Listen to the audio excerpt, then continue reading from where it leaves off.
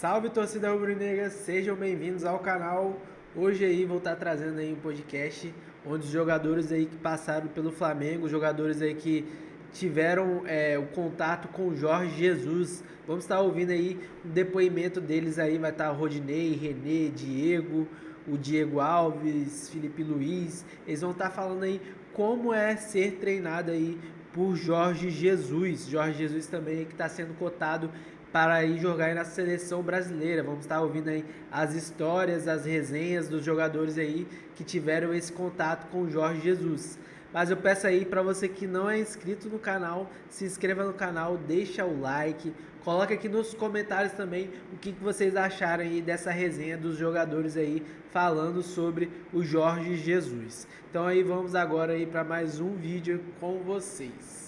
Eu fui um cara que desde quando Jesus chegou, foi um cara que me tratou super bem, com muito respeito, me falou várias coisas, me deu muitos conselhos, aprendi muito com ele também. Desde 2019 já vim tendo mais entendimento do jogo, que ele vem com uma metodologia diferente. E é um cara, irmão, que é diferenciado em todo sentido. É mesmo? Se tiver que cobrar... Vou dar um exemplo. Se tiver que cobrar o Gabi, um jogador da base vai cobrar do mesmo jeito, fecha a cara. No treinamento não tem brincadeira, treina forte, treina intenso.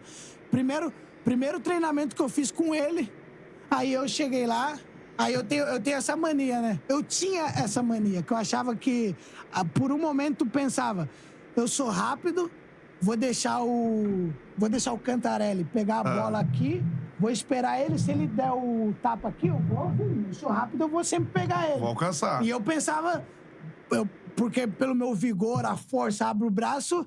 Mas só que depois eu comecei a entender que não vai nessa, não. De rápido, que uma hora o atacante vai te driblar e vai dar ruim. Melhor sempre, atacante dominou, tu já chega e tá perto dele.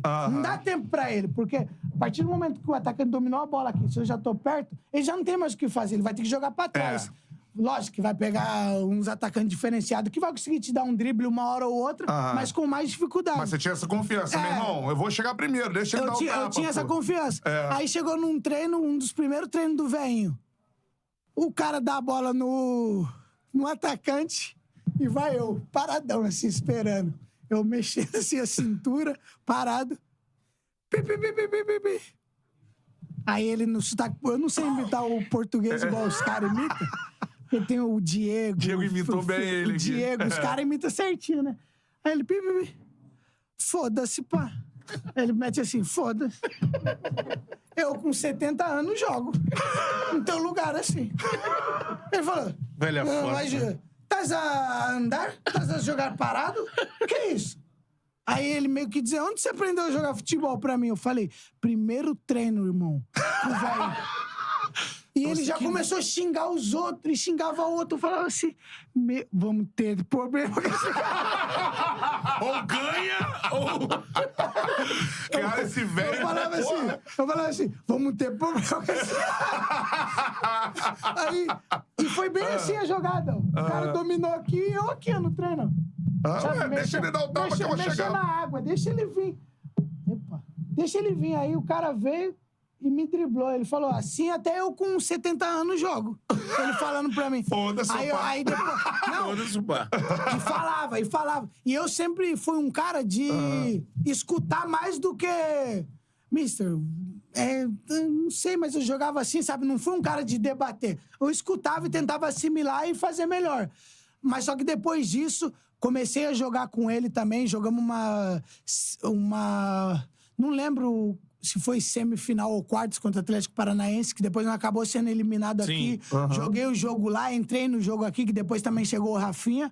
Então, foi um cara que me ajudou muito, mano. Me ajudou muito. O Mister a ter mais entendimento de linha de 4. A gente fazia vários treinamentos. É um cara diferenciado, mano. Diferenciado. A galera ficou na cabeça que ele tá mal, Arão, né? Tá mal, Arão. Ficava com isso na cabeça, mas... E eu vou te falar. E o Mister, desde quando eu trabalhei com ele, do primeiro dia ao último dia que eu trabalhei com ele, é um cara que eu nunca vi, tipo, vou dar um exemplo, largar, sabe? Tava todo dia ali. com tesão de trabalhar, era uma loucura. E a gente pensava, esse cara é louco, esse cara mata todo mundo e xinga. E era resenha com, nossa. E um dia ele falou lá pra um amigão, eu não vou citar o nome, mas... Ele falou pra um amigão nosso num treino, amigão, vou falar amigão, tá? Não vou citar nome agora, não é momento. A gente falou, tem resenha que não dá pra falar nome, mas a resenha acaba sendo engraçada. Aí o amigão, pá, fazendo um treininho, cabeceou assim pro goleiro, assim, ó, tipo assim. Aí o goleiro, o atacante foi e fez o gol no treino, ele. Tá a jogar PlayStation, pá.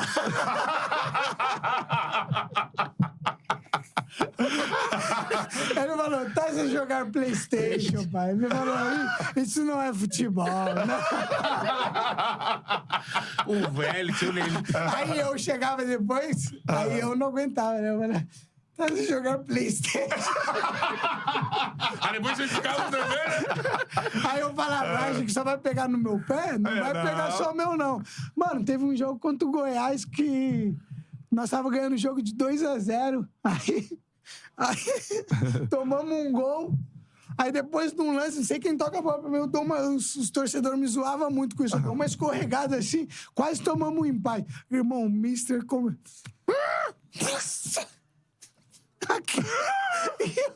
E eu vendo o cara pra mim, eu passando assim... Falei, não vou olhar pra ele não, senão esse cara é capaz de entrar no campo e me puxar. Irmão... A gente viu essa resenha do Rodinei e do Jorge Jesus, agora a gente vai ver aí agora a relação entre Diego Ribas, que era o jogador naquela época, que era o mais veterano lá do Flamengo, a relação dele entre Jorge Jesus e o Diego Ribas. Eu falei, mano, tá 4-0, mano. E ele ficou louco que o cara tocou pra trás. Tipo, mano, vai. Essa mentalidade dele deixava vocês doidos, né? Cara, muito doido. O Jorge, aliás, eu tenho uma história aqui com ele. Essa história aqui eu nunca contei do Jorge Jesus assim, na resenha mesmo, né, cara? Ele sempre foi muito enérgico, ele já vinha com essa fama já. E os amigos meus que jogavam com ele lá, né, em Portugal falavam, cara, ele é bom treinador. Thiago Mendes, Silvio, mas os caras conheciam. Mas é doido. O Júlio César falou, ele é doido, cara. Só que assim, o cara é bom demais, não sei o quê. Então ele já vinha com essa fama de disciplinador. Eu tô de férias, vou viajando, fecha com o Jorge Jesus, eu tô lá nos Estados Unidos, volto pra voltar pra minha apresentação, entro no avião, pá.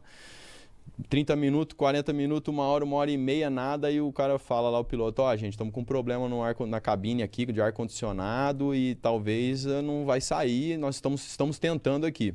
Vai de lá, vai de cá, passa, não sai. Quase tá pra sair, um abençoado lá levanta, eu não quero mais ir, puxar a mala dele, não dá tempo de tirar a mala dele que foi despachada, cancela o voo. Eu tenho que me apresentar no outro dia.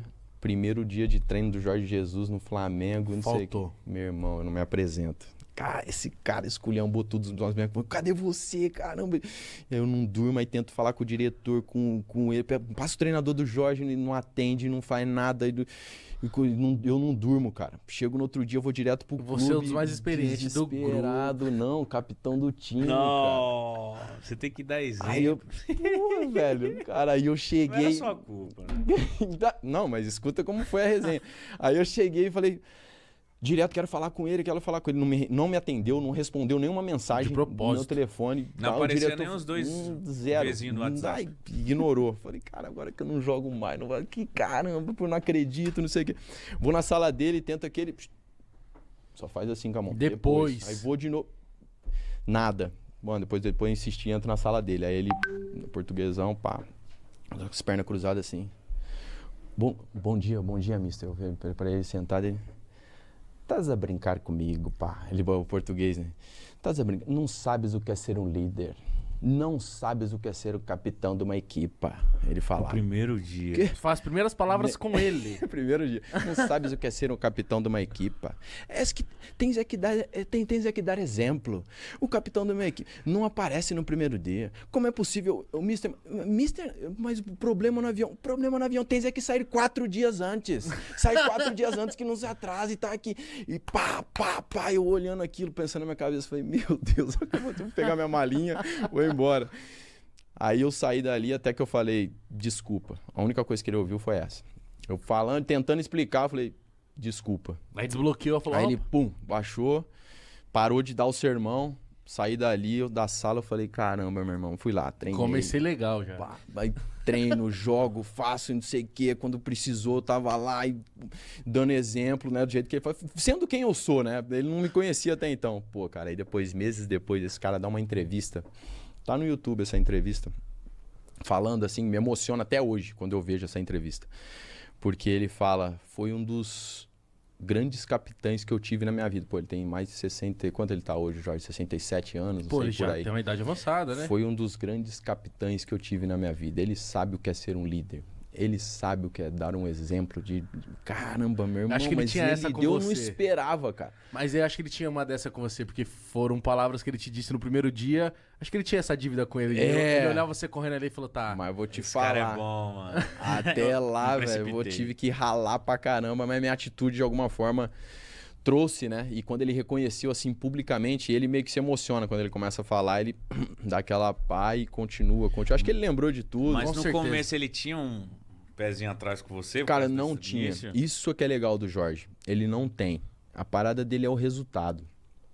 Então, treinar, todo mundo vai ser tratado igual aqui. Tem um sistema, tem uma metodologia que eu vou explicar pra vocês lá na sala de vídeo que ele fala. Estamos treinando, estamos assistindo o vídeo, começou o treino. E depois vamos lá, quem fizer vai se dar bem e jogar, quem não fizer não vai jogar. Então, assim... Ele já deixou claro. Deixou claro. Ia pro treino, mas dava cada dura, meu. Tá a brincar, não sabe o que tá fazendo, não sei o que é, como é possível, jogador. Aquelas doideiras dele, cada grito, um intervalo. Ele queria que vocês treinassem que nem maluco.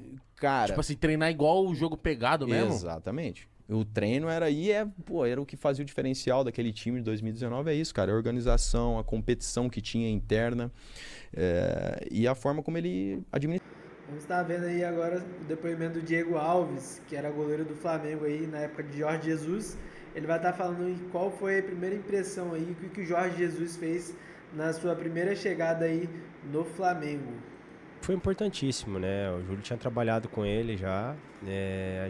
Eu enfrentei ele uma vez lá na Europa. Os jogadores da Europa, no caso, alguns já conheciam, né? O Rafinha, o Felipe, a gente não conhecia ele como pessoa, mas conhecia assim o trabalho dele, que era sempre bem visto, né? E chegou com essa imagem de que era um treinador, né, bem forte ali, gostava de impor bastante, né? É normal. Naquele momento, no meio do ano, né, o Abel já tinha ganhado o Carioca e a gente estava classificado na Libertadores, né? O brasileiro que a gente estava um pouco, né, meio... não estava tão bem, se eu não me engano. E veio o Jorge, né? Com a chegada do Jorge veio os jogadores também, que ele, né, no caso chegou o Gerson, chegou o Rafinha, chegou o Felipe. o filho. O filho. Mas a gente teve um período aí de 15 a 20 dias, né? Mas assim, eu já tinha informação dele que era uma pessoa super do bem, né? Com coração bom. E também já tinha informações também que ele era uma pessoa que pegava no pé, reclamava, né? Ele tem umas frases engraçadas, assim, né, com os jogadores, né? Então, é diferente dos outros, né? E quando ele chegou, ele já... Isso para mim foi a parte mais, assim, impactante dele nessa caminhada, na trajetória. Ele levou a gente na sala de vídeo, né? E ele colocou todos os troféus da temporada no telão. E ele falou, olha... E colocou o troféu do Mundial, né? Aí ele falou, ó, nosso objetivo tá aqui, a gente vai ganhar isso aqui, vai ganhar isso aqui, vai ganhar isso aqui, e a gente vai aqui jogar contra o Liverpool. Ele falou isso. Caramba. Ele falou aqui. A primeira reunião dele. Lembro até hoje, a gente não conhecia, né? A gente olhou um pro lado, um pro outro, falou, nossa, né? Tipo, poxa, o que ele tá falando, né? Será que vai ser assim e tal, né? Ele falou, pode confiar, mas eu vou exigir, vai ser da minha maneira, a gente vai fazer assim, começou a explicar e começou. E começou o dia a dia. Muito vídeo da maneira que ele queria que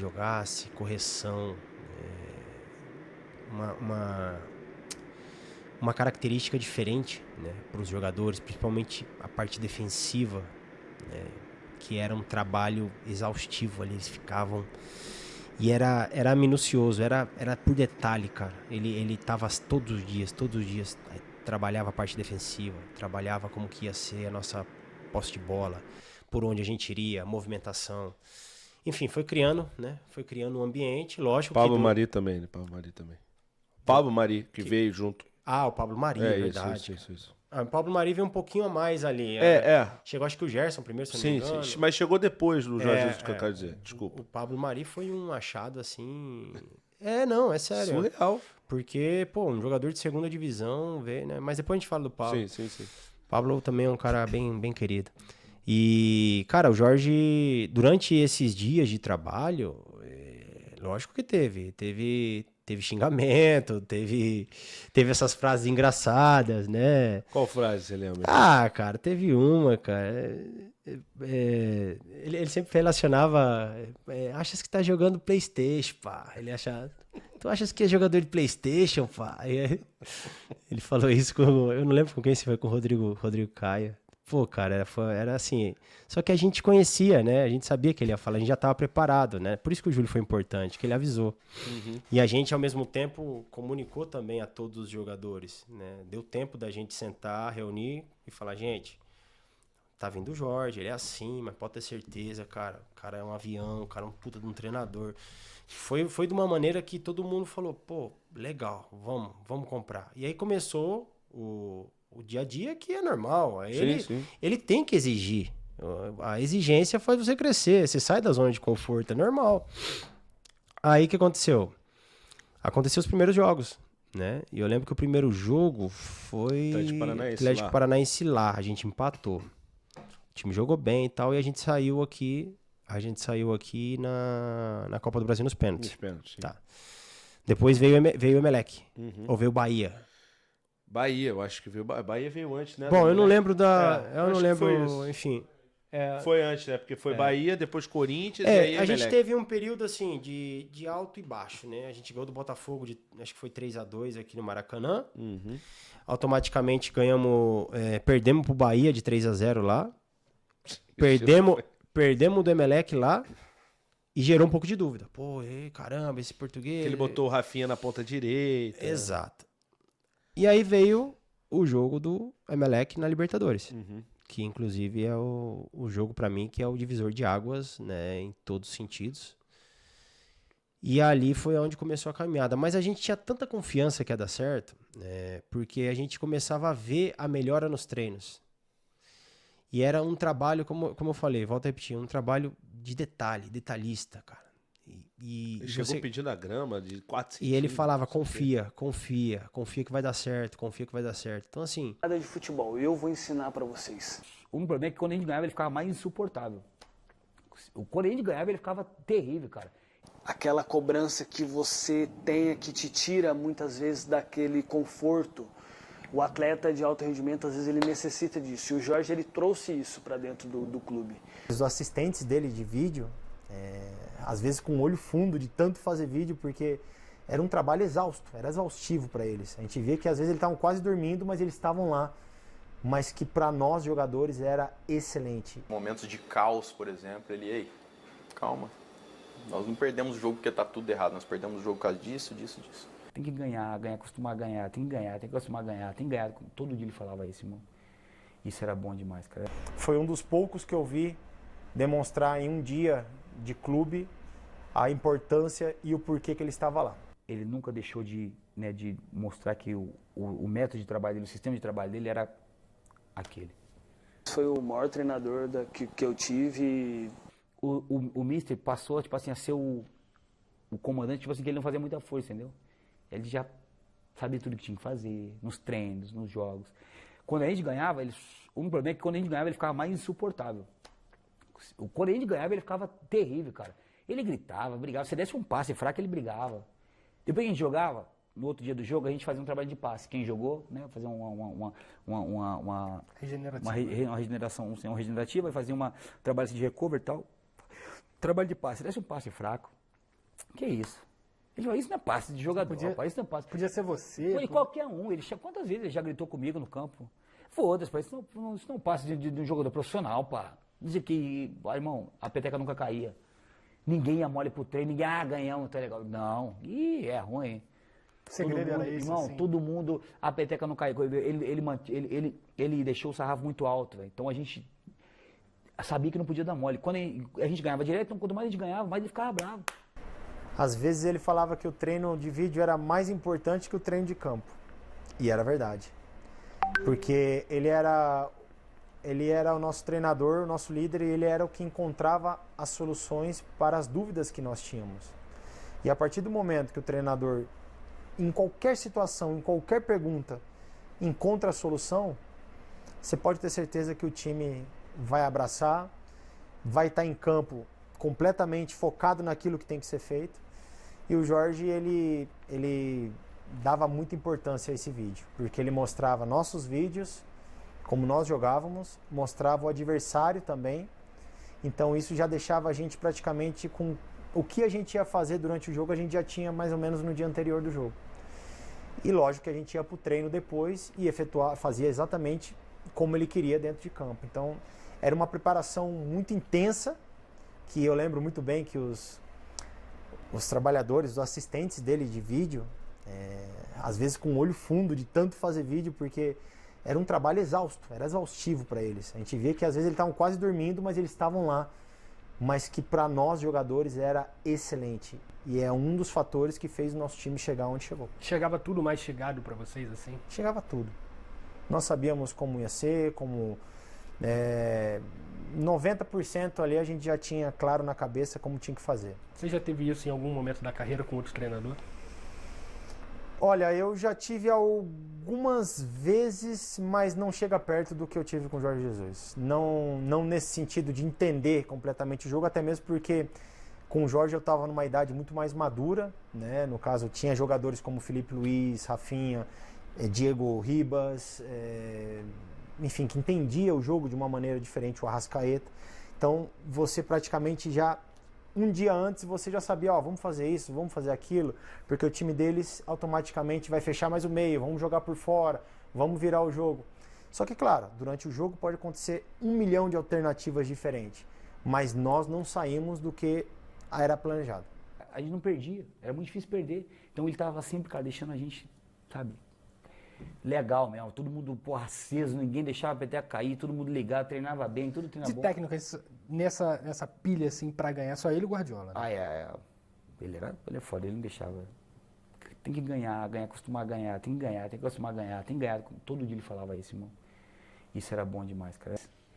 Ele nunca deixou de mostrar que o método de trabalho dele, o sistema de trabalho dele era aquele. Eu faço questão, sempre de falar dele, falo com ele até hoje, eu amo ele. Ele demonstrou de todas as formas que é um cara espetacular, sabe? Então, o Jorge, ele foi fundamental naquele título. Tinha que ser ele. Foi fundamental. E, na minha opinião, são várias as qualidades do Jorge. Mas o que ele conseguiu foi que ele trouxe uma capacidade tática, de entendimento de jogo muito acima da média, né? Muito inteligente taticamente. E aí encontrou uma equipe que o ajudou também a desenvolver ainda mais essa parte de gestão do grupo, do lado humano, dessa conexão. E aí essa junção assim foi maravilhosa. Mais uma vez, isso vinha sendo construído, então os jogadores que estavam ali conheciam muito, estavam preparados para viver aquele momento, mas precisava realmente de um treinador como o Jorge. E aí ele traz essa questão e um equilíbrio que não é fácil de entender. Eu tenho o melhor elenco da América Latina. Ele não tinha vergonha de assumir isso, nem medo. Eu tenho o melhor elenco da América Latina. Vocês são os melhores. Ele assumia tanto internamente quanto externamente. E não dependia de um jogo, de uma derrota, de uma vitória. Ele não dependia do comentário que se fazia numa mesa redonda em relação ao William Arão ou em relação ao Diego Ribas. Ele não dependia daquilo, ele não tinha medo de confrontar aquilo. Então isso era algo que passava muita confiança para nós. e dava muito seguimento ao trabalho que ele vinha sendo feito. Se ele acreditava, se ele tinha convicção naquilo, eu respeito o externo, mas vai ser feito da forma como eu acredito. Então o Jorge, ele trouxe esse equilíbrio, essa convicção, assim, o que é difícil muitas vezes, principalmente se tratando de Flamengo, que as mensagens, às vezes, ela confunde quem está lá dentro. Então ele trouxe essa questão de muito equilíbrio na parte, eu sei o que eu estou fazendo, eu confio em vocês, vocês realmente são os melhores, nós temos uma responsabilidade muito grande pela frente, mas nós temos tudo para assumir e corresponder a todas essas expectativas aqui dentro. Confiam nisso? Confiamos. O caminho é esse. E ele teve uma visão muito clara, nós tivemos um compromisso muito grande, juntou isso e foi em frente. Um grande diferencial do Jorge Jesus, nos momentos de caos, por exemplo, ei, calma, nós não perdemos o jogo porque está tudo errado, nós perdemos o jogo por causa disso. Nós ganhamos o jogo, não é porque vocês também são os melhores do mundo, nós ganhamos o jogo porque vocês fizeram isso. Então, é isso que vale. Não vale para mim ser ovacionado por 70 mil pessoas que nós amamos, também não vale para mim ter protesto em aeroporto, não é isso que vai direcionar o que nós vamos fazer, é o que eu acredito. E aí você ter essa calma, essa tranquilidade, essa sensatez, essa coragem de se posicionar nesses momentos de caos faz toda a diferença. Então ele trouxe essa combinação assim que fez com que ele se tornasse treinador tão especial como ele é. E ele fazia essas coisas legais, essas coisas que motivavam a gente, sabe? Depois do jogo ele ia lá, escolhia, depois do jogo a gente fazia uma votaçãozinha no auditório, para quem for o melhor jogador do time, aí todo mundo votava. Caraca, mano, aí ele dava um prêmiozinho, dava um urso, um urubuzinho que tinha lá, lá no Flamengo, ele dava um prêmiozinho, aí o cara ficava com o urubu até o outro jogo. Eu não sabia disso. Legal. Todo mundo, o cara que era melhor em campo, a gente votava, né? Ele falava, cada um dava um papelzinho, aí ele escrevia, por exemplo, o Gerson, aí tinha esse jogo foi o Rafinha, aí todo mundo votava, o Diego, o Rodrigo Caio, o Bruno Henrique, então todo mundo votava, aí quem ganhava o bonequinho lá, ficava até o outro jogo. Então isso era legal, coisa assim, todo mundo, né, deixava todo mundo motivado, era coisa bacana demais. Essa foi uma das, não foi a única não, pode ter certeza, foi eu acho que a única explícita, né?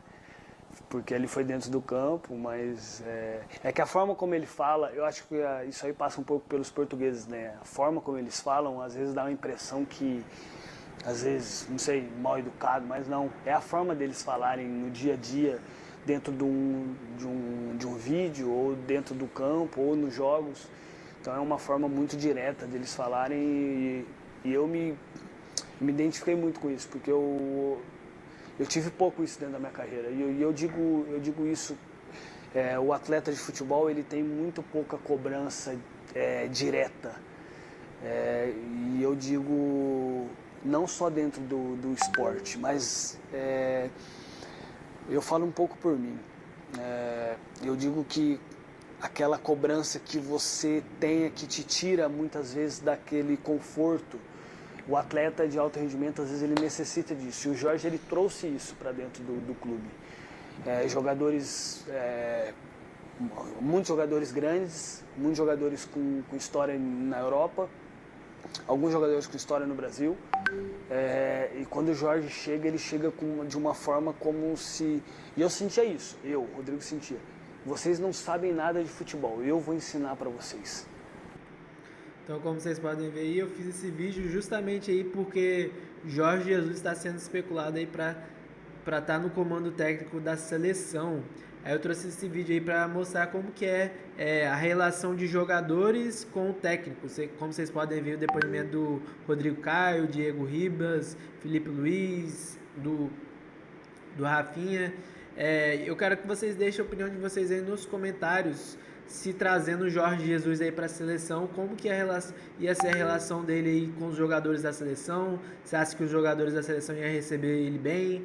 Como seria a relação aí dele também com o Neymar, já que Foi o Jorge Jesus que falou que não dava mais para contar com o Neymar lá no Al Hilal. Você acha que isso ia estragar a relação aí da seleção brasileira? Você acha que o Jorge Jesus ia deixar o Neymar de fora da Copa?